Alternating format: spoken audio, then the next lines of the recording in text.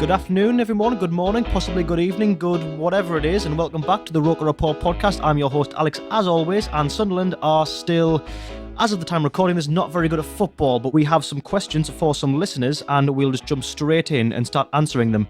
Everything to do with Sunderland as of the time of this being recorded. I'm joined today in the studio, by the way. I totally forgot to mention there, which obviously isn't brilliant. It's not just me on a big monologue here. I'm joined by Scott from the Echo. How you doing, Scott? I'm very well. All right. Brilliant, good stuff. Yep, I'm all right. You know, I'm plodding on. I've got to try, haven't we? Yeah, you know, you can always be better, but you know, it's hard to see how much worse we could be.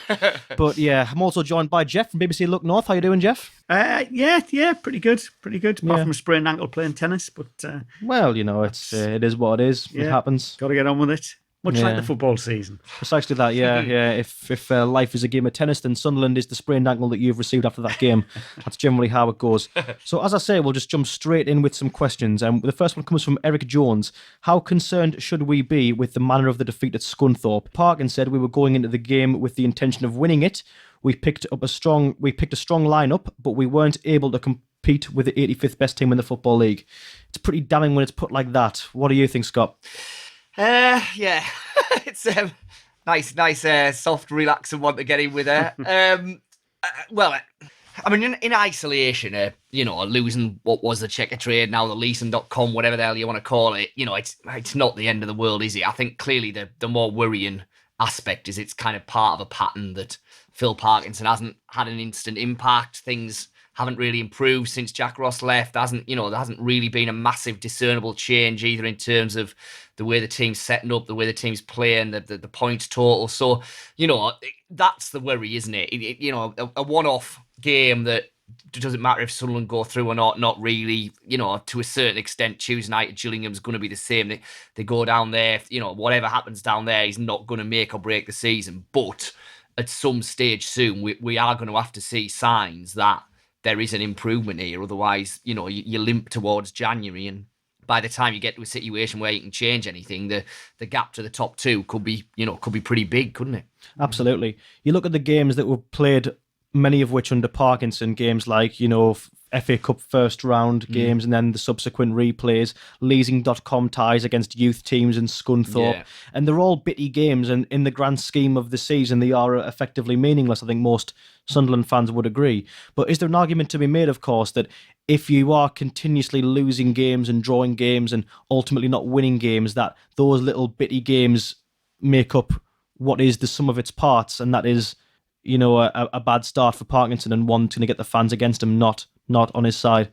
Yeah, I think it is. I mean, you know, I do have a little bit of sympathy in them in that I'm pretty certain he wouldn't have wanted to start this way with this many games and this many different competitions. And, you know, it doesn't feel like there's been any kind of rhythm or any kind of pattern. And, you know, the teams he's been picking on a Tuesday have had to be different to the teams he's been picking on a Saturday, etc. So, you know, I do have a bit of sympathy there. And I think that probably, you know, there does have to be a reservation of judgment until he gets a run of 4 or 5 league games on the spin and we see what teams he's actually putting out there and whether he can change anything. But, you know, fundamentally, you're right. You know, as we've learned to our cost at Sunderland down the years, if you're continually losing football matches in whatever competition you're playing in, then, you know, that dictates the mood, that dictates the narrative, that dictates how the fans are feeling when they're turning up to a game. So, yeah, you know, it does matter. And if they do go down to Gillingham and get knocked out on Tuesday night, then that's just another setback. So, you know, I think it is important that they start turning the results around, although, you know, I do accept that ultimately it's the league games that are going to matter. That Scunthorpe game, I mean, it could have gone the other way, couldn't it? If Luke O'Nien had got the penalty, which, I mean, I saw the footage of it. Oh, it was a stonewall penalty. And then to get sent off, and was it really a sending off? And then suddenly you're down to 10 men. Yeah. And it sort of got away from them a bit. And ultimately, I think most fans didn't want to be in that competition anyway. Yeah. But you're right, it is the manner of it, isn't it? I think if you had a team full of kids, you would have sort of half accepted it. But and there's been a few like that. I mean, you know, Oxford in the Cup is another prime example where, you know, how on earth he doesn't give the penalty late on for O'Nien, and that potentially changes things. But you know, you're right. It just doesn't feel like there's been a real fundamental shift since Jack Ross left, which clearly that was the hope, you know, that you flick a switch and things change. And, you know, you'd have to say to this point, that hasn't really happened, has it? No. I think my worry looking at it is that there has been a change from my point of view, but there also really hasn't been a change. The main gripe that the Sunderland fans had under Jack Ross, and we've said it before on the pod, but there wasn't like a discernible identity, and there wasn't ever like a team that looked hungry to attack from the off and to continue doing so for the whole 90. Now, Parkinson's fielded teams who seem to really prioritise forward runs and forward passes and really do just seem to go for it a lot more. But while that is a big change, it hasn't changed any of the end product. Like the kind of scorelines we're seeing, bar the Tranmere game, are the kind of games we would see under Ross, 1-0s and 1-1s, and just games where we are having a lot of the ball, but we aren't scoring. So I think while it's all well and good that we are, attempting to be more clinical, the fact of the matter is that trying hard doesn't equate to being successful. Well, he's got the same personnel, hasn't he? Virtually, and it's not a free scoring team, is it? It's. They look back at this last year when the club went down to the League One, and you think lowest possible. Well, second time they've been down this. But the last time they went down to this level, they found Marco Gabbiadini from nowhere. Previously, and then when they went to the Stadium of Light, having just been relegated from nowhere, they found Kevin Phillips. So two of the lowest points in the history, they found goal scorers from absolutely nowhere. And last year, from nowhere, Madja suddenly emerged, and I've no doubt that if he'd stayed for the rest of the season, he would have finished up with 25, 30 goals and the team would have been promoted. And that just hasn't been replaced. They're not a free scoring team. They're not a team full of goal scorers. So although Parkinson looks like he's trying to get them to be more urgent and get the ball up front more often, it's still the same players. Still you got Will Grigg there who's not, seems to have not got he's lost that spark, whatever spark he had, the record that he has as a goal scorer. He's just not brought it here. Charlie Wyke's out. McNulty's been sort of drifting in and out of the team.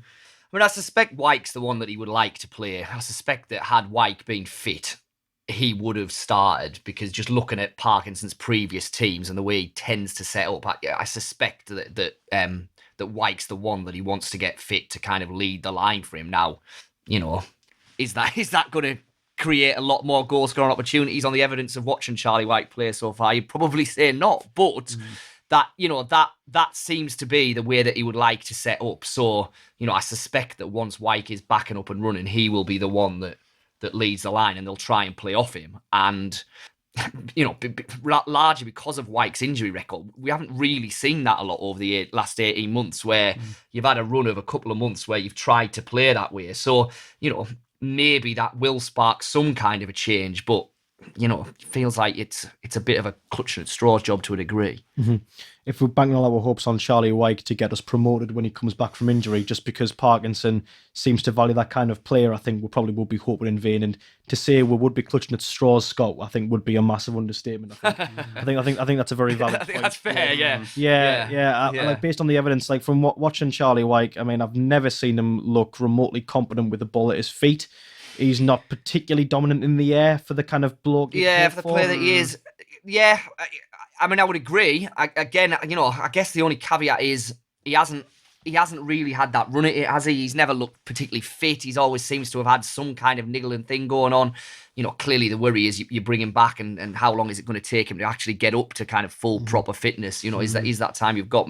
Maybe not, but I think if you probably said to Phil Parkinson when he first walked through the door, how do you see your team playing with that squad you've got? I think he would have probably said, well, I see Wyke being the number 9, and then we kind of play off that. And clearly it hasn't happened yet. Evidently not, no. A similar question about strikers. It's not about Wyke, it's about the other one. It's about Will Grigg. It comes from David Waterhouse, who says, with Stuart Donald admitting that we aren't getting value for money on Will Grigg, do you think the club will look at cashing in January? Don't know how much cash to get for him. That's the problem at the moment. Yeah, I mean, how on earth do you cash in for Will? I cannot see Championship clubs clamouring to sign Will Grigg in January. So if you're talking about selling Will Grigg to another League One club, then you're just not going to get your money back, are you? It's as simple as that. My two fees there are that, one, as you say, you won't get your money back. Obviously, to my knowledge, I don't believe we paid $4 million up front for Will Grigg. I believe it was a smaller fee which would stack based on what he achieves, which evidently isn't much. Not much has transpired since he arrived, but the other fear as well, and I don't know, I'll go to you on this one, Jeff, but like the one fear that I have with Will Grigg is that obviously championship clubs, like Scott says, aren't going to want to look at him, and that's fair enough. Of course they wouldn't. But if a championship club does, for example, my fear is that, as in typical Sunderland fashion, someone will know how to play him, will sell him to them, and then he'll run riot with them, and then that'll just won't end well for us one way or another. He has got a decent record behind him, which is obviously why they pushed to bring him here. But I remember Lee Clark, who obviously sits in on a Monday night on Look North with me, when they signed him, said the best thing you can do with him is get him to score the goals that get Sunderland promoted, and then sell him, because he won't do it in the Championship. He said he's a League One, League Two player. So, but it's sometimes like that with strikers, isn't it? I mean, I've seen it so many times down the years. I think Danny Graham's probably the best example. I was at the Reading game when he made his first appearance for Sunderland, and he had a point blank header in the 6-yard box, which was astonishingly, Reading keeper managed to push it over the bar. I thought, and if that one had gone in, who knows? I mean, because Danny Graham couldn't hit the barn door, and No. you ended up feeling for him. And Will Grigg had so many of those moments in his early games for Sunderland, and it's just like he's never he's lost that confidence, and sadly for him, you can't see him getting it back. Yeah, no, I mean, you're right. You kind of watch him, and you struggle to see what kind of team he's going to excel in, if that makes sense. Because you're right, he's not particularly physical. He's not exceptionally fast. And yet, he has scored goals at this level. So clearly there is a player in there. But I think you're right. I think it is heading towards the stage where it's hard to see now how he really turns it round at Sunderland and kind of resurrects things. But like I say, on the flip side, I'm not sure how you then make the decision. Well, okay, we'll get shot and we'll cash in, because I just think you're writing off a big chunk of money there. Mm-hmm. A massive one. Going to change tack slightly with a question from John Chester, because obviously we're full of positivity here, but we have more questions pertaining to other members of the team. Obviously there are a plethora of issues up front for Sunderland, but one fairly alarming, whether or not maybe you interpret these comments are alarming is maybe based on how you see them, but a question from John Chester says, what are your thoughts on Grant Ledbetter's comments post-match saying, you can't have little groups, we need to stick together? John says, it gives me the impression that the dressing room is split. Do you think we have another so-called rotten core, Jeff? I think in any football team, any of us have played in, any groups, any businesses, you do get that. You get people who stick together, and you get a few who want to do whatever. I mean, it inevitably as well, when a team is struggling, the first thing that people say is, "Oh, there's something wrong in the dressing room," or there are cliques. And I don't know. I mean, Grant's an interesting one, because he quite often gets wheeled out, doesn't he? As the local lad. Yeah, I mean, I was just going to so I've covered Grant at Borough for best part of a decade now, really, and I mean, he's a lovely fella, but he's probably the most intense footballer that I've ever met. Ever. Intense how? Intense as in he takes everything so much to heart, and it's not. It's probably accentuated at Sunderland because it's his club and he's come back and etc. But even at Borough, he was the leader in the dressing room. He was the one demanding things from people. To the point that, as Jeff said, because he was captain at Borough quite a lot as well, he often would be the one who we would speak to after a defeat. And you could just see straight away kind of the intensity of how much it meant to him and how much it was hurting and how annoyed he was and how frustrated he was. So, I wouldn't necessarily take a real literal view of that, as in the dressing room splintered and blah, blah. I think Grant Ledbetter would have gone in after that game, looked every other person in the eye and said, "Do you know what? That I'm not happy with any of yous there. And I'm not happy with myself. And I'm not happy with this football club, and I'm not happy being here, and I'm not happy having to get on the bus home, and I'm not happy with what I'm going to do the rest of the night, and blah, blah, blah, blah, blah. Media. Yeah, and I'm certainly not happy having to sit here and speak to you. And I just think that's the way that Grant is. Now, clearly he's kind of coming towards the end of his career, and the legs aren't there, etc. But I still think he'll be I'm pretty certain that he is a very, very influential person within that dressing room, even now, even today. And he will be for the rest of the season. and he will call people out. But I'm pretty certain that after that game, he'll have been calling out the lot of them. Mm-hmm. I'd imagine so. Yeah, I don't think we're in a position now. Again, I don't know the lads personally. I don't know what happens, behind closed doors. But we've been in positions in the past where we've had players who were effectively mercenaries here, where there was no commitment to the club. There was there were loads of buzzwords to describe all, like your Yanazais and your Kones. And in the modern age of Sunderland, we don't have the luxury of having Darren Gibson wheel himself out into pubs and letting everybody know just who isn't performing and just who cares about the club. To put it mildly, without any sort of profanities. But yeah, I think that's probably because nothing seeps out like that, because we're in like a sort of period where most of the players are genuine, I would say. And like I say, I don't know them as people. I know them as footballers, but you just see the way that they hold themselves in sort of PR and with their demeanour. Lads like Max Power and Luke O'Nien, lads like that make up the spine of the team, and they don't seem like shirkers. I mean, I think that's just me. I don't know. Yeah. Well, I mean, I think a lot of that is because you've got, the bulk of that dressing room has played most of its career in League One and League Two. You haven't got the types of characters, the types of individuals that you had before. What you also haven't got now is the massive disparities of income that you had when they went down to the Championship and when they then went down to League One. And, that has to, when things aren't going well, if you're looking at, for all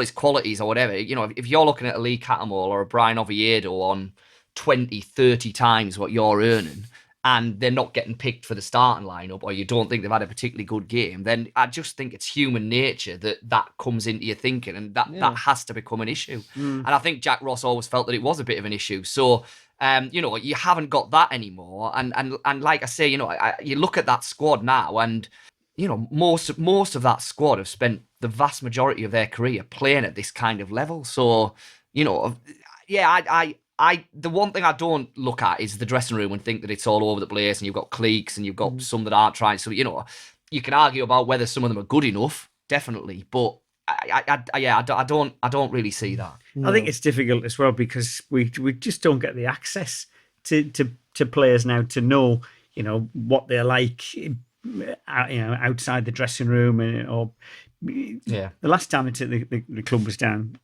at this level, we got invited on the team bus. We used to travel on the team bus, the press, to games, and you actually physically got to know Eric Gates and Gary Bennett and Gabbers and all the rest of them. The management would sit in the front, the players would sit in the back, the press would sit in the middle, and you'd travel to away games. We had a whole season of that, and you just got to know people, and you got to appreciate dynamic. It's completely different, and football was different in those days as well. For anyone to say with any certainty that they know what's going on in dressing rooms and what cliques, I just don't think we get that sort of access anymore. No, and like I say, we were relying before on players like Darren Gibson making a clot of himself. Getting drunk and just spouting whatever he wanted to spout at the time. But it's all under wraps, really, isn't it? The only time you ever see player interactions is, them going to and from games on the team bus. There's not much else other than that. I don't think kind of at this level you've really got those kind of caricatures that ended up coming down in that Championship season and like you say towards the end of the Premier League. I don't see that really within the squad. No, I think logically, looking at Sunderland over the past half a decade, this should be the most united the squad's been for a while, just based on common ideals. Like common career paths, common money earned. We're at a point now where everyone is earning more or less the same money. To my knowledge, everyone does have more or less the same CV of playing in League One and League Two. But I think that's I think, depending on whether or not you're a cynic, that's either a sign of maybe a better unity in the squad or a sign of how far we've fallen. But that again depends on the pessimist. Correct, both probably, yeah. Yeah. But speaking of that, we have a question from Amy Kennedy, who says, "As Sunderland fans, is this the lowest that Sunderland's ever been as a football club?" I would think it probably is. Yeah, it does feel like that. I was thinking about this the other day, and the whole it's just the changing nature of football as well. You know, when I started watching football, which was 50 years ago, I know you wouldn't think it. You wouldn't think I don't look old enough. But, you know, you'd go to a game and, you know, you'd stand in an open terrace, and if it rained, you got wet. And if your team won, great. If they lost, didn't matter. There was another game next week, and it wasn't that intense. You know, it wasn't the end of the world.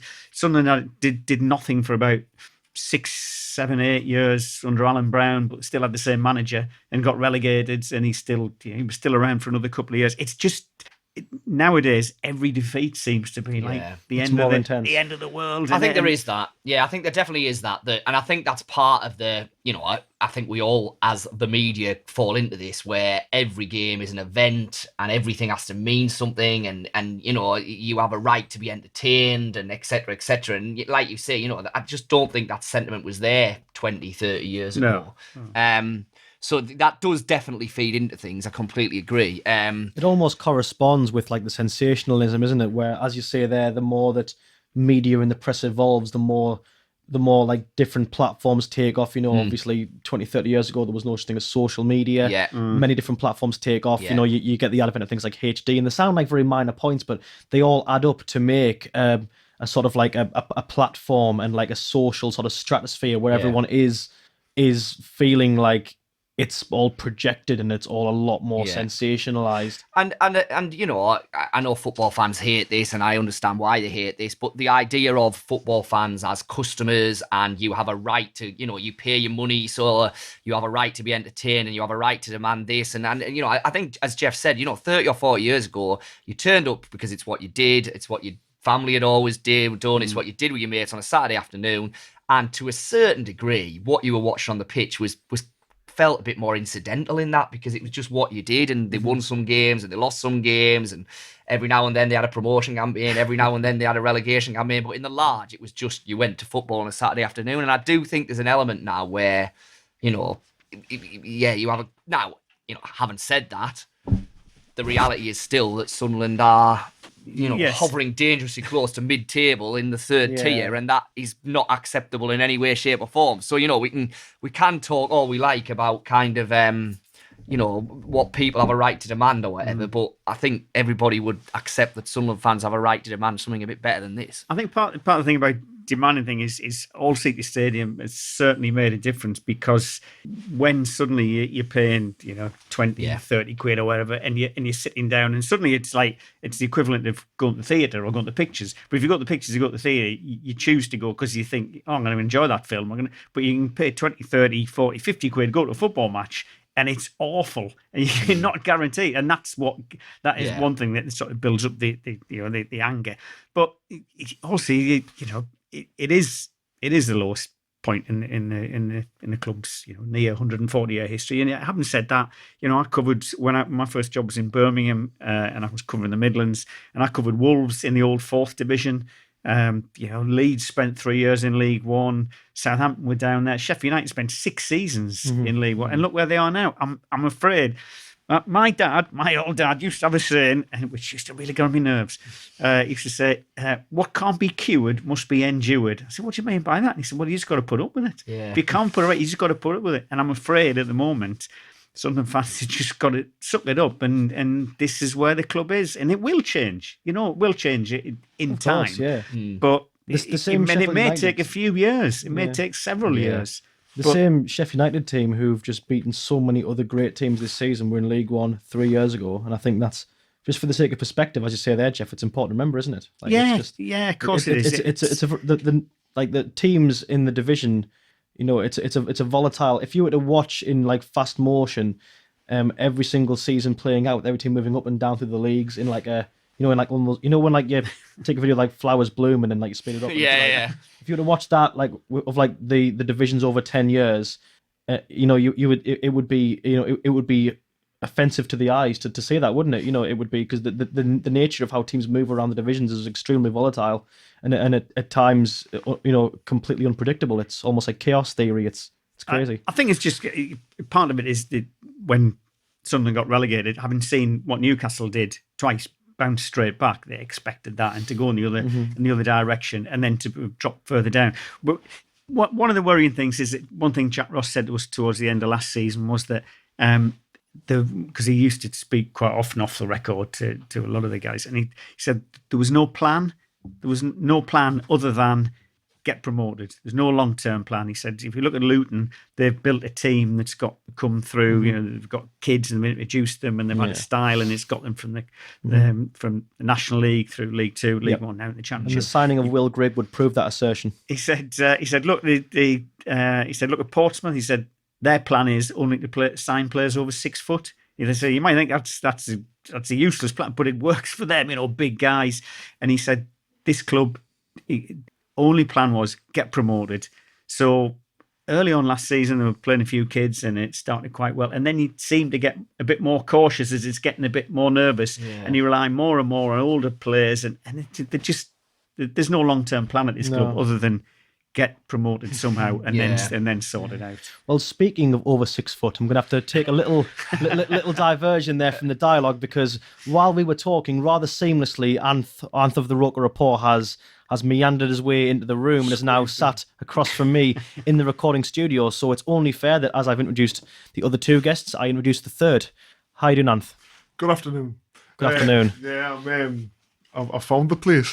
That's half the battle now. It is like, innit? Yeah. Let's just chat about how awful Sunderland are. It's great. Yeah, you know. Yeah. I'm always the positive one. Naturally, yeah. As we found out, you know, you just plodding on there, Anth. You okay? Yeah, great. Yeah, apart from just hoying it down outside and just getting worse as every day goes on. Going from one crisis to the next, of course. It might as well snow now and just finish us off. Yeah. Well, you know. In the words of Martin Bain on Sunderland Till I Die, we are where we are. You've sworn the podcast again. I have, haven't I? Yeah, that's another thing for the swear jar, isn't it? Anyway, we'll move on, Anthony. We'll give you the very next question. Yes, please. Connor, stop. Connor Ebelwhite says, when he returns to the side, what are your thoughts on making Lyndon Gooch captain? We have no leaders in the team at the moment, and I think he isn't afraid to get stuck in with encouragement or bollocking people when needed. What do you make of that one? Are captains that important anymore? It's not the 90s anymore, is it? When you go in the dressing room and you get a slap about by Roy Keane or someone beautiful like that. You get nothing like that anymore. It's all just it's basically. I mean, I'd take Lyndon Gooch as captain just because he's a trier, but it's not. I don't think it's the be all and end all of our season. I don't think a good captain would push us up there. I think we need a bit of quality and a bit of pace. We need someone who's got pace to deal with things. It's not necessarily an issue with the captaincy. Northern, no is the answer. No. Oh well, that was a very long-winded answer. Yeah. I'm glad you finally made it here, Ant. We really need it. But no, to be honest, coming back to that question, I'll throw you a follow-up, Ant, just to make you keep talking. But if we're looking at that one, Connor says we have no leaders in the team. Now, I strongly disagree with that. I disagree with that. Yeah, I think we've got some leaders. I think even Tom Flanagan's a bit of a leader. I think even when he came out and he was getting slated when he was coming out of his own time to sign a few autographs, he's getting slated. He dealt with that perfectly. He did. Even though I would have went out swinging, windmilling, I'd have been fuming about it. But he was great. It was. I mean, I think he's probably a captain figure, but is he that good on the field to be able to?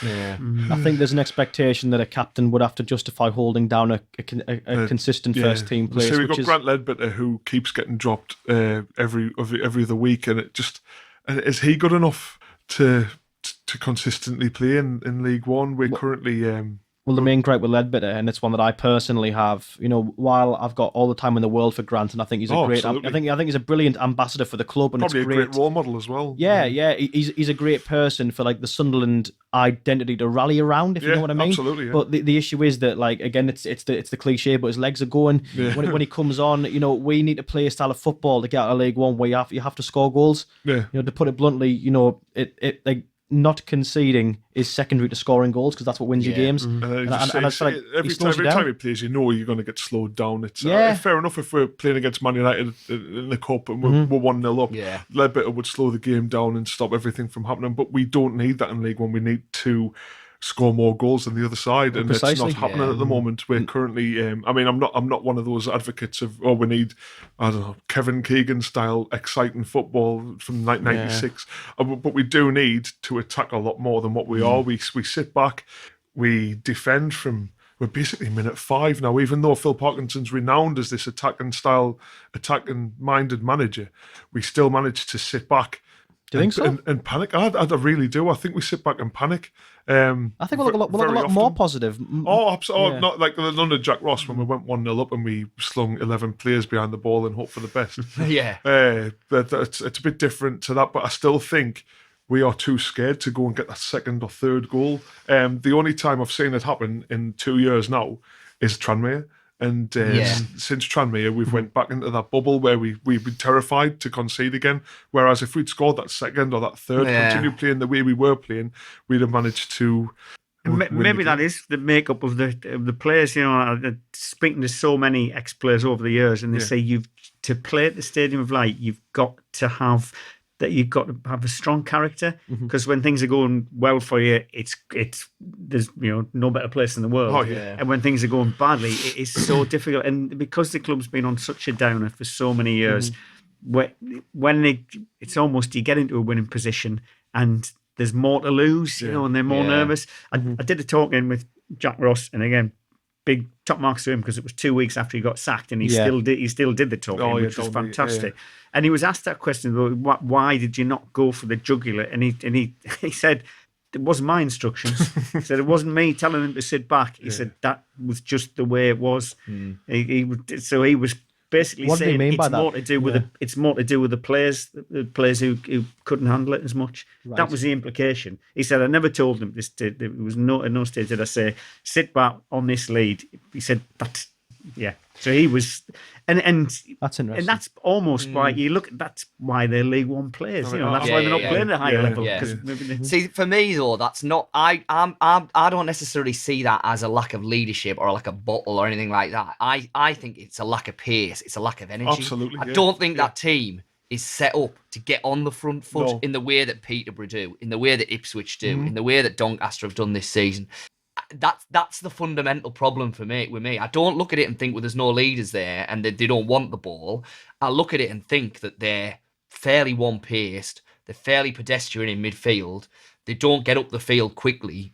I think they're fairly easy at the Stadium of Light for an opposition team to sit deep and defend against. And that, for me, is much more of an issue than they need leaders. They need someone shouting and kicking backside. No, they need someone who can actually get the ball and run at people and get defenders on the back foot and get in behind them. That's like Lee Howie said the other week on the podcast itself. He says that attack's the best form of defence. You get on the front foot, they've got to sit back, and that's I think that's a great mindset to have. But we don't have those players. I mean, Aiden McGeady was once that player. I don't think he is anymore. He's more of a he's got to sit behind the strikers now and play the balls through. He's got the quality to do so. But I mean, it's, League One defenders with the greatest one in the world are League One defenders, and you can set them up to be well organised and difficult to break down, and that's what teams tend to be when they come to the Stadium of Light. What you can't turn them into is one-on-one against talented, fast strikers, better defenders than they actually are, if you know what I mean. They wouldn't be in League One. They wouldn't be in League One, exactly. And that's why you see a team, go up against, I keep coming back, but like a Peterborough, and they'll ship 4 goals in 10 minutes, and then they'll play Sunderland the following week, and they'll be fairly well organised and resolute, and you think, well, how on earth's that? And it's purely because we allow them to do so. One-on-one, Sunderland don't have, for me, the attacking players with the kind of pace, the trickery, everything that defenders don't like to really ask those questions. Is there maybe an argument to be made, coming back to what it's about Ross, that when you look at the Stadium of Light, obviously it's currently one of League One's stadiums, but because of this, like the size of it and the sheer sort of like magnitude of playing in that kind of ground, you look at lads like Luke O'Nien, who's previously played at Adams Park at Wickham, that holds about 8,000. The jump is it perhaps understandable why that atmosphere seems very daunting if it's not going well? I mean, I'd imagine that maybe 6,000 irate Wickham fans doesn't sound very nice, but I would hazard a guess that 28,000 Sunderland fans sounds a lot worse. Yeah, I mean, Luke's an interesting example, because I think he's one who relishes it, who really does rise to the. We were given him to interview beginning of last season, They did a pre-season training session at the pitch and said, we'll get you some players to interview. And they pulled him across, and I thought, I have no idea who this kid is or what he's done. And I hadn't actually done my homework, and I said, well, of course, the club's not been in this league for about 30 years, Luke, and you can tell them all about it. He said, no, well, I've never played in League One before. I've only ever played in League Two. Oh, right. Sorry about that. But he rose to the challenge, and he actually, after the... But he had an interesting history anyway, didn't he? Where he'd been released by, I think it was Watford, was it? And then he'd taken on a personal trainer and gone back to... So he actually does seem to work at his game. And but if only everyone was like that, eh? Yeah, you sort of, and you can see that in the enthusiasm that he's got and the running that he does. But I don't know. Do you blame recruitment for the fact that they can't set up, or do you? I think Jack Ross found it hard initially to get players to join a club because it'd been on such a downward spiral. People looked at it and thought, I think that first summer was, in fairness to Jack Ross, I think that in that first summer, to a certain degree, it was a case of getting a League One team together, wasn't it? Yeah. He comes in, it was all a bit rushed. The takeovers happened. Who knows where the scouting was at that stage. I don't think we had a team, did we? We didn't have a squad. Well, that's it. No. So... And it does still feel a bit like this is a squad, as you say, that's kind of been cobbled together over what is now 3 transfer windows. And you're right, there hasn't been a kind of coherent thread of this is what we want this team to look like. This is how we want this team to play. And the worry would be that Phil Parkinson's going to go into January. He's going to want to make 3, 4, 5 signings. He's probably going to want to, ideally move on 2 or 3 just to freshen things up a bit. But you're probably going to end up with, again, a squad that's kind of got a bit of everything, but doesn't necessarily hang together. And, that, unfortunately, that's what happens when, A, you change manager, but B, you have back-to-back relegations and you need a clear out and you've just got to, get a squad. Get so, people in. You're right. It doesn't feel like a squad that's been put together for a real purpose, other than, as you alluded to, we've got to get out of this league somehow. I did the fixtures breakfast with him before the first season, and he still hardly had a team then. And one of the things he said was, we're going to need a lot of journeymen. And there was a bit of grumbling in the audience. And he said, look, journeyman to me is someone with experience. And he said, I'll put it this way: if your boiler needs fixing, would you rather have someone who's fresh out of college or someone who's been time served for the past 10 years? And everyone went, oh. And he said, well, that's the sort of players I'm going to have to sign just to get. But it does feel like they've still got those players that haven't really moved up to the next level yet. Yeah, there's an element of that, isn't there? Yeah. Very interesting question here from, I don't know how to say this surname, so I'm going to try, but if I'm wrong, then I do apologise. It comes from Michael Donachie, who's a Hibs fan, who've obviously just appointed Jack Ross. He says, do you think Jack Ross will come back for any players in January? McGeoch or even McNulty would definitely be welcome back at Hibs. What do we think about that one? We'll go to you, Anth. Sorry, I missed that. What was the question? Useless. Sorry, I was too busy focusing on other things happening in the room. That's fair enough. Okay, yeah. So the question was from Michael, who's a Hibs fan, and he says that basically, do you think Jack Ross will come back for any of his other players that he signed here? Who would he want to take back? Dylan McGeoch? Probably he'll end up tracking back there. He's not getting his game here. Yeah. He's pretty talented as an individual, but we don't seem to find a place for him. Under Parkinson or under Ross, we've struggled to find anywhere for him. I can't see him taking anybody else. Maybe if Charlie White could do a job up there, someone big and bustling like a Scottish striker, the quintessential Scottish striker, perhaps. But I can't fathom that would be there to the detriment of the club, getting rid of anybody to Hibs.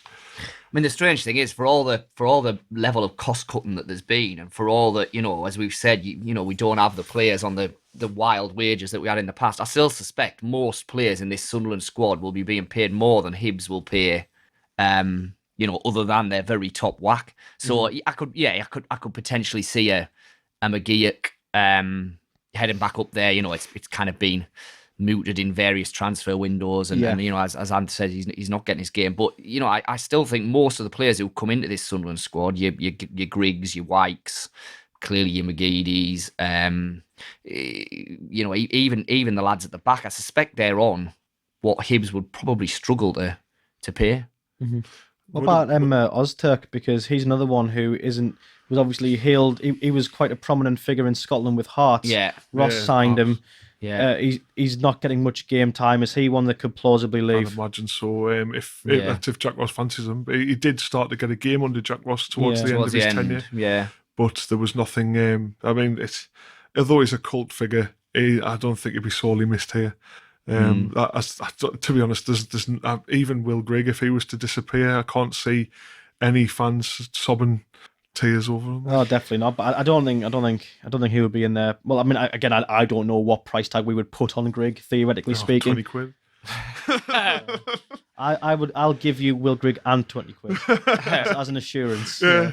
That's like the wild card one is maybe John McLaughlin. Yeah, good shout. Yeah. Which would, if Hibs came down and asked the question, that might be interesting. If he's going to be your number 2 keeper, but clearly he's going to want to try and play for Scotland as long as he can. He's clearly not getting any younger. Mm-hmm. Was he 31? He's certainly in his 30s. Yeah. If you're Phil Parkinson and think, well, do you know what? I can maybe move him out there, get a little bit something in. It probably depends a lot on how ready they think Anthony Patterson is to be a number 2. But I mean, you can sign number 2 goalkeepers, in the lower leagues, on the cheap, relatively cheap and easily. That might free you up a bit of money or a bit of leeway elsewhere. So it might be that could be one that will be interesting. I mean, certainly, I would imagine McLaughlin came in last season as the new number 1, and I think while we aren't splashing loads of wages on players, he would probably have, you'd imagine, one of the more favourable chunks if they were dishing him out. So you would imagine perhaps he doesn't, and that's why the contract deal is struggling proving along. so difficult. Yeah, maybe. Yeah. But regardless, though, I think you would free up wages off the bill, and I'd imagine that we wouldn't part with them for nothing. I would hope we wouldn't, because you could get money for him. I would imagine. Hibs won't be stacked, but they should have. Yeah, something. I mean, it wouldn't be an awful lot, but I think it would be more just freeing up that wage to then manoeuvre and play around with elsewhere. That I suspect Phil Parkinson's going to have to do a fair bit of in January. We're going to swap with that lad, that Canberry, who we were linked with about 2 seasons ago. If he's still there, I'll take him. He's not very good, though, is he? No, I don't care. Just get some new names in. Yeah, why not? He's got a cool name. He's a foreign name. Get him up front. Job's done, isn't it? That's pretty much how it works. Yeah. You know what? That's the same argument I used to say, right? That my dad got Simon Grayson. He was like, Simon Grayson, he's just some bloke from Yorkshire. I was like, you see, some bloke from Yorkshire, right? But if he was called Simone Graziano and he was from the Serie B in Italy, you'd be like, right, we'll get him. He sounds mint. You know what I mean? Yeah. Literally, there is definitely a thing where, like, if a player has a cool sounding foreign name, you can get away with it. Yeah, they are perceived from the outset as being a better player than what they might be. There is the other side of that in the 90s when West Ham signed Florin Radichoyu when he was god awful, but he had a great name. Yeah. So we had loads of those. Well, we had Torre Andre Flo, a legend. Yeah, Anthony Latalik. Even better. Brilliant footballer. Lillian Laslan. Lalande. What a footballer. What's a name? Christian Basila. Getting them all now, aren't Christian Riveros. Patrick Mboma. Brian Dean. No. The absolute quintessential one was Marcos Angeleri. Okay. Because he was like a really handsome man. But he was pretty, he was. He was like Argentine Jesus, wasn't he? He was unreal. Anyway, I digress. You do digress a lot. Yeah. Get out. I don't know how to. You probably did, you had a hard enough time getting it. I did, yeah. If we left you in this room now, like it'd be like one of them escape rooms, wouldn't it? Yeah, if we like spun you around 3 times and then put a blindfold on, like you wouldn't know your pancake Tuesday from your Sheffield Wednesday. Like I don't in general. So that's all right. Anyway, we have one last question from Neil Hughes, which is a nice one to end with. He says, is the Gillingham FA Cup replay game now a must-win? Would you be bothered if we were knocked out and then had no distractions and only the league to be focused on? There's probably 2 sides to that coin, but we'll start with you, Scott. What do you think? Well, so the first thing I say is that I'm going down to cover it. So inevitably, the key thing is no extra time, no penalties, right? Win or lose, let's get it done in 90 minutes. Hailstone, 0-0. Yeah, exactly. Yeah, flooded at half time. Yeah, I want the game finished. Ideally, no extra time. Can I wait for you to report 0-0, Gillingham 16-15 on penalties? Yeah, exactly, yeah. Half past midnight. More likely win 1-0 on penalties. Yeah. I mean, it kind of goes back to where we started, actually, doesn't it? So, in the grand scheme of things, it doesn't matter, does it? It doesn't matter if Sunderland are not going to win the FA Cup. They're a bigger fish to fry, etc., etc. So no, fundamentally, it's not the end of the world if Sunderland go down there and get beat. The flip side to that is that it's just another defeat. It's another setback. It adds to the narrative that nothing's changed, that everything's doom and gloom, that things are going downhill. And it just makes it more difficult for Phil Parkinson then to try and get a bit of momentum and get a bit of positivity and get things back on track once we switch back to the league. So I guess that's a long-winded way of saying that not the end of the world, but at some stage this has got to turn, hasn't it? At some stage there's got to be some momentum, there's got to be some positivity, and for all that fans will say Leeson.com trophy, absolute load of rubbish, couldn't care less. In the 10 or 20 minutes at full time after Scunthorpe, my social media feed was just kind of awash with fans. What the hell's going on? This is the lowest of the low. Yeah. It's never been as bad before. Blah blah blah. And so you will get that if they go and lose and put in another pretty average performance at Gillingham. So I think it probably I think it does matter to a degree, yeah. People forget that we got beat off Bury under Roy Keane. They were nearly bottom of League 2 at the time. Yeah. And Arno Riera got sent off, and it was a nightmare. That was the lowest ebb, if you ask me personally. That's the worst fixture in the recent history of the club. Yeah. But not statistically, but Bob Stoker and Ian Porterfield will be twisting in their grave thinking that the FA Cup can't be won this year. I think we can win the FA Cup. Well, we're still in the competition. That's true. I mean, you're not wrong. That's true. You're not wrong. Like, you're in the most insulting way possible. We are still in the competition, but like the way I look at it, and again, if you're ever the optimist, Anth, then I'm ever the pessimist, because I look at it and I just think this is just a chore and a half. This whole thing. Look, I mean, you look at it, right? You look at this game, and no matter which outcome there is, people are going to mourn, and I can totally get why. I'll be one of them, because that's who I am. That's what you do. That's what I do. Yeah, look, if you lose this, as Scott says, it adds to the narrative of nothing has changed. It adds to the whole thing of, it's another loss. It's another strike against Parkinson's name. It's another reason to mount the pressure for when the league games come round. It makes those games. Even if we just win 2-1, we'll still get the whinges. 1-0, we'll still get the whinges. We should be pummeling teams like Gillingham, blah blah blah. But here's the thing, though. Care if we win. I look at it, and I think you lose. Obviously, it adds to that narrative, and it definitely does, because regardless of how insignificant the game is, regardless, it's a competitive fixture with Phil Parkinson Sunderland, and he's lost it. If that transpires, then it transpires, and it doesn't look good. Equally, if you win, then the issue there is, okay, like it's always better to win than to lose. It's naturally the better outcome, of course it is. But you look at it and you just think, right, we're now in the second round of the FA Cup. We've had to play 2 games already in this competition. Parkinson we want Parkinson, I mean, I do, to have the time to work on his identity with the team in training. I don't want him to have a relentless flurry of games with no time in between to catch his breath. Yeah. We have been relatively identityless for too long now. We haven't got an identity. Yeah. Well, that's it. It's demoralising if you lose, and it's irritating if you win. The way I see it, and it's just it's annoying. I think it's just an annoying predicament. I think you've hit. So, I understand why fans will say, for God's sake, why are you moaning about having to play football matches? You're professional footballers. You've got a big enough squad. Just get on with it, play the games. And fine, I understand that. I think the bigger issue with Phil Parkinson, as you've hit on there, is he actually wants to get 10 days or so where he can train this lot together. And that's what he hasn't had. And I think that's why we heard suggestions that they might be looking to try and get this game moved. Because having called off the Bristol Rovers game and all of a sudden you think you've got that block, then you get your Gillingham replay thrown in, and 2 days of travelling, and half your squad goes down, fewer away on internationals, there'll be 2 or 3 injured lads that stay up at home, blah, blah, blah, blah, blah. And, you get back and you then got 2 days to prepare for your next league game, and you're back onto that treadmill. So I think you've got no time that's the issue. It's not these are professional footballers who can't play 3 days a week. They can't, of course they can. But since he's walked through the door, in fairness to Phil Parkinson, the one thing he hasn't had is that opportunity to block off a decent chunk of time to say, right, that's what you were doing under Jack Ross. That's what I want to change. This is what I want you to do under me. I feel that gap between Phil Parkinson joining and the transfer window to where he can make those changes is far too big, and perhaps will lose more than we expect to.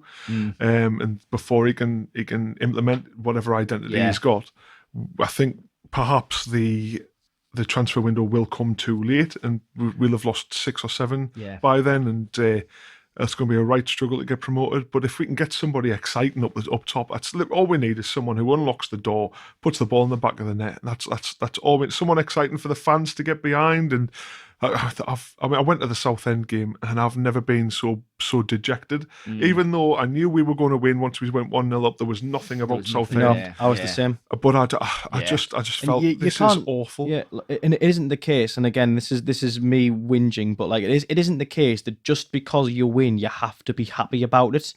Because I look at that game and I just think, of course we were going to win because we won by default before the ball was kicked because they are that bad. Like you physically couldn't lose it. Yeah. But didn't they get beat 7-1 the week before as well? But again, while I don't expect Sunderland to beat to beat Southend 7-1 just because Doncaster did, you've put one goal past them. You got one lovely header from Luke O'Nien that made the difference. While we were playing attacking football, while that was happening. But then once that goal went in, like I say, we sat back and we passed the ball about at the back for about 20 minutes. Well, there was just, but you're right, and that's it. That's precisely it. There was a moment of quality that won you a game, but when you're playing, and again, this is me maybe sounding a bit self-entitled, but I don't care because we should be a good team and Southend are terrible. But you look at it and you just think, right, we shouldn't depend on one shard moment of quality to win you a game. You should be able to dominate them from the off and get 2, 3, 4 goals. You should win that game comfortably while scoring multiple goals. It shouldn't take one and then the rest of the game be us like and ahhing about getting forward and not really, when we were getting forward, we didn't look like we had any ideas. They were crap. On the flip side though, if we'd went out there and attacked all day and then they nicked an equaliser or God forbid they'd won it, would not be saying, "Oh, we've played exciting football, well done." Would basically be self-deprecating again. And But then what you would say is that if we're meant to be a team pushing for promotion in League One, play like that. we should be able to play attacking football against a poor team and beat them, and that should be without any questions asked.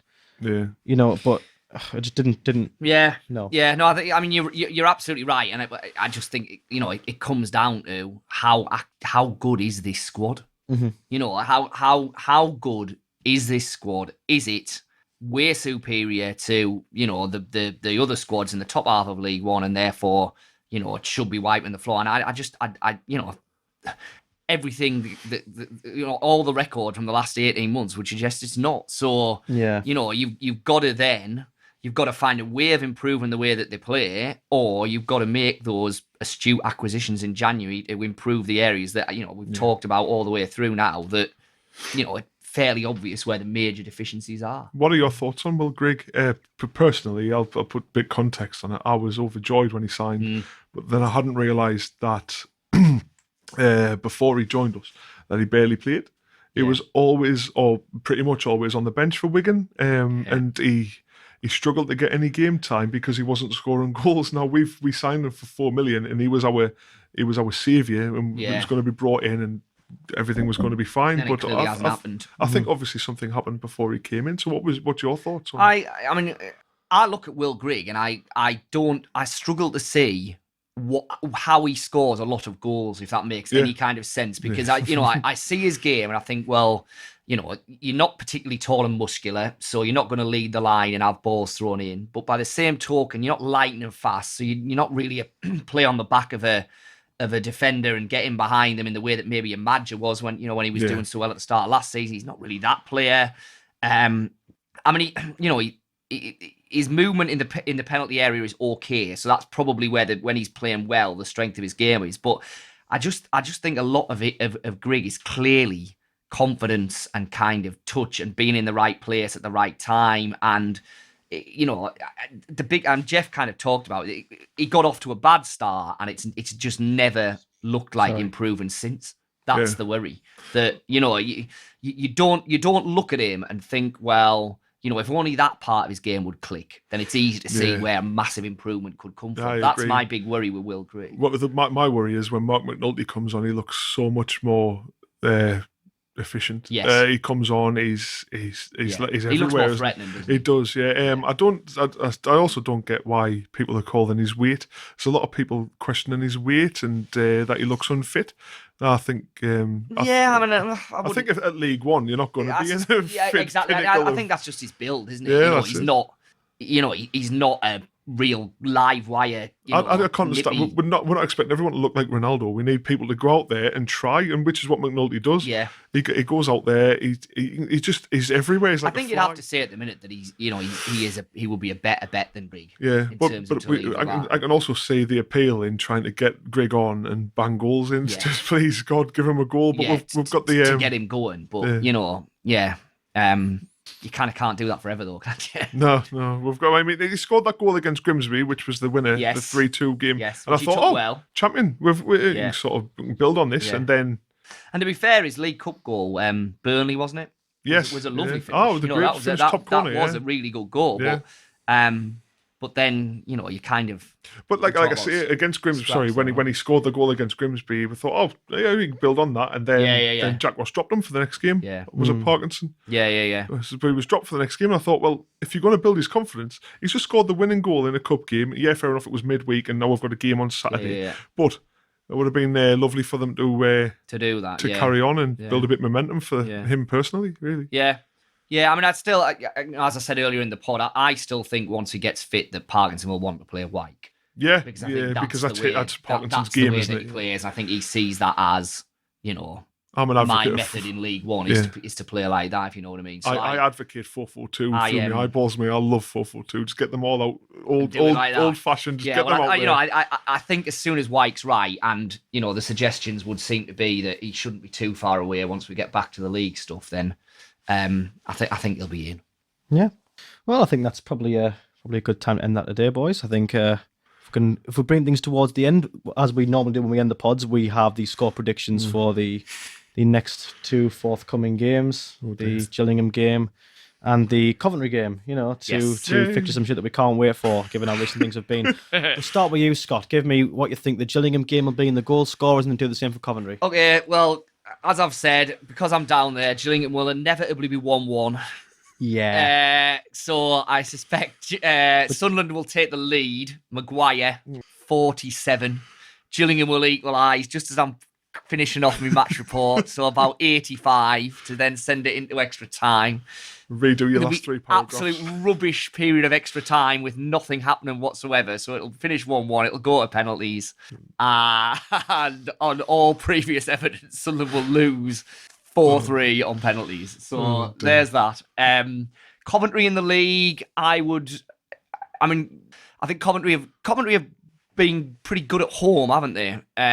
Which is a kind of a surprise with everything that's been going on. You wondered about that. Oh, I haven't a clue.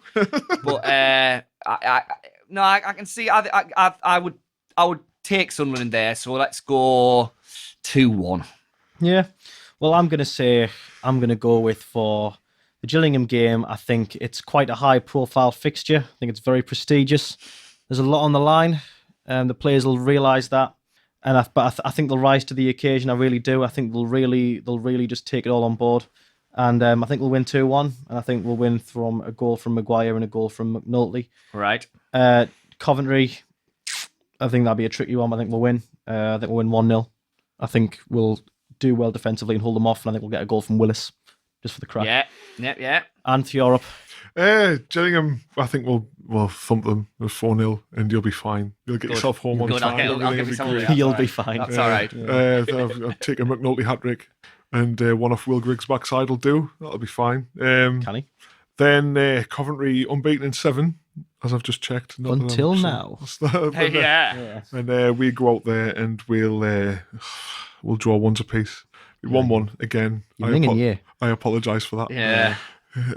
But that's probably the most positive I can be. Just to throw one in, to what extent do you think that Coventry game last season changed the whole Jack Ross thing? Because I do think there's an element of that. Yeah. I think that was the day when he just thought, God, we cannot defend like this. We need to change our mindset. Yeah. But was it Bolden and Flanagan? From that point onwards, yeah, I mean, he changed the defence, but I think he also kind of, the default setting, if you like, became even more conservative. That when things were going wrong, it was, we need to keep more clean sheets. We can't defend like this. It wasn't, let's get on the front foot and score 4 goals at home again. And I do think that was a really pivotal moment in last season, that Coventry game. I say this in the most dignified way for Ross, but I think it scared him. Yeah. I think he saw what was it, Jordi Hawula, Brighton, Ibakare, and they tore the defence to pieces. They absolutely ran riot. Just couldn't deal with pace, could they? No, you know what? And I look at it and I look back and I think that our goals, all 4 of them, I think they were flukes. I do. I think 5-4 flatters us. I think 5-0 would have been a fair scoreline because we were utterly destroyed that day. Yeah. So I look at it and I do just think that but it's one of just many learning curves that we've had really. So it's just a case of hoping that what we have currently and what we have had a chance to work on is improved upon, because we do just need some semblance of positivity. But anyway, that'll leave us there today. That's not the most cheery Roker Report podcast, but we are a product of what we've had to put up with, so it is what it is. And at least I was on. At least I've got here. You know what I mean? You've really got to take the positives when you get them. We've got Anthony in the studio, which is I found the place. Found the place. Yeah, it was touch and go for a long time, but you got here. You've said some words. That was great. So thank you very much for listening to the podcast today, and here's to hopefully anything at all. That's a win. Thank you and good night.